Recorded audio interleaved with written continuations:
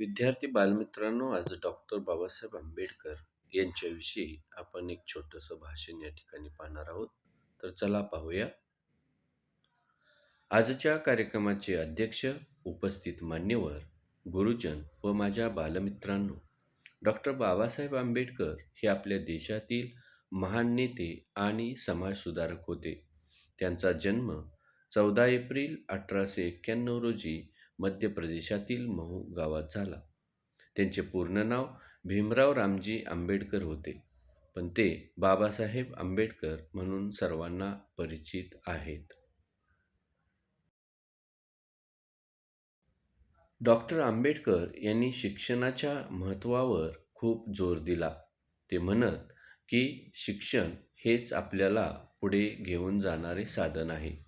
त्यांनी आपले आयुष्य दलित आणि मागासवर्गीयांच्या हक्कासाठी आणि त्यांच्या उन्नतीसाठी समर्पित केले. बाबासाहेब आंबेडकर हे आपल्या देशाच्या संविधानाचे शिल्पकार होते. त्यांनी आपल्याला समानता, स्वातंत्र्य आणि न्यायाचे विचार दिले.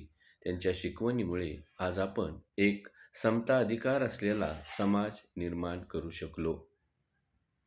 आपण सर्वांनी बाबासाहेबांच्या शिकवणीचा आदर केला पाहिजे आणि त्यांच्या विचारांवरती चालत राहिले पाहिजे. एक चांगला समाज घडवला पाहिजे. एवढे बोलून मी माझे 2 शब्द संपवितो. जय हिंद, जय महाराष्ट्र.